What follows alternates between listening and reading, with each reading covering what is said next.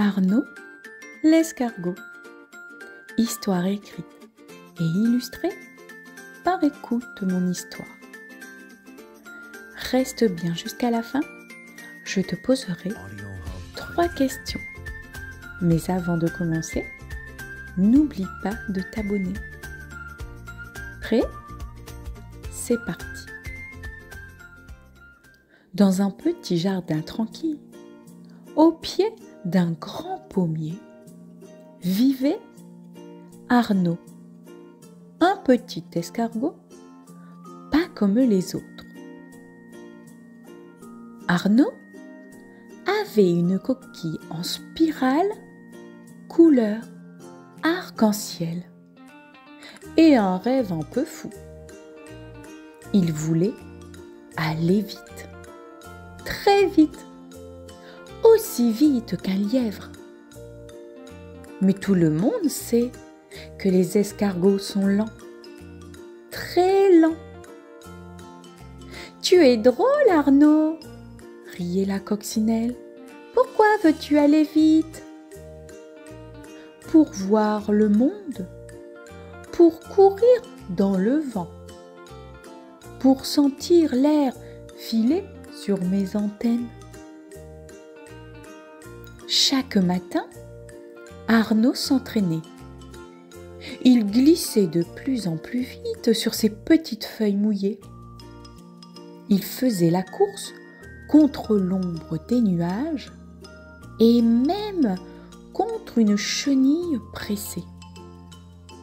Mais il perdait toujours. Un jour, tout changea. Alors qu'il rampait sous une branche, Arnaud aperçut un morceau d'écorce, lisse et incurvé comme une petite luge. Elle brillait sous la rosée. « C'est parfait pour moi !» s'écria-t-il.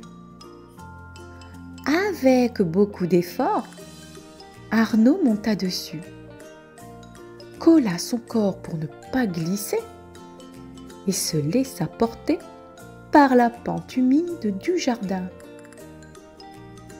Ouh! Il dévalait les feuilles mortes comme un éclair. Les fourmis l'applaudissaient. Les sauterelles criaient « Regarde Arnaud, il vole !» Il allait si vite qu'il n'eut pas le temps d'admirer les fleurs, ni d'écouter les chants des oiseaux. Il évita de peu une flaque de boue, puis termina sa course dans un tas de mousse moelleuse. Bam! Tout doucement. Arnaud se releva, couvert de brindilles, et rigola. « Ah, eh bien, c'était chouette. Mais j'ai raté toutes les jolies choses que j'aime. » Le vieux hérisson l'attendait souriant. « Parfois, il faut vivre de ses rêves pour savoir ce qui nous rend vraiment heureux. » Arnaud hocha ses petites antennes. Il avait compris. Aller doucement, c'était sa vitesse à lui. Depuis ce jour, il prit son temps. Il observait les fleurs, saluait les insectes, écoutait le vent. Et dans le jardin, on l'appelait Arnaud l'escargot rêveur. L'histoire est terminée. C'est l'heure des 3 questions. Voici la première question. De quelle couleur est la coquille d'Arnaud?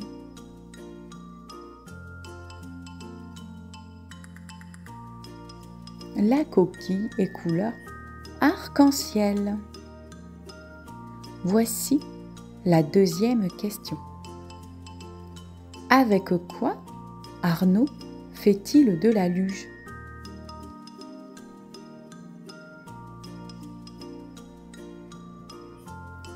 Il fait de la luge avec un morceau d'écorce. Et voici la troisième et dernière question. Qui accueille Arnaud à la fin de son aventure?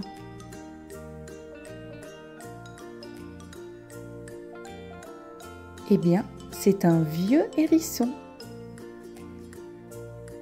Si tu n'as pas réussi à répondre à toutes les questions, ce n'est pas grave. Tu peux réécouter l'histoire ou demander de l'aide à un adulte.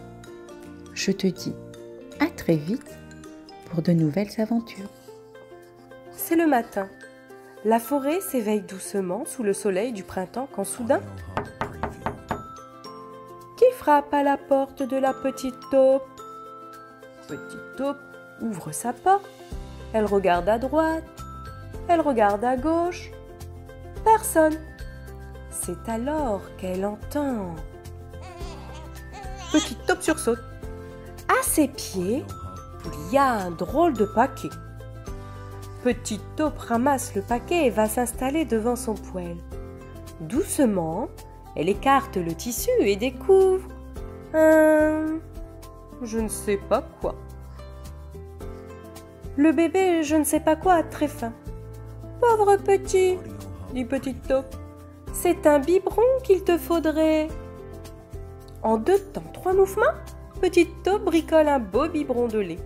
Niché contre Petite taupe, le bébé boit goulûment.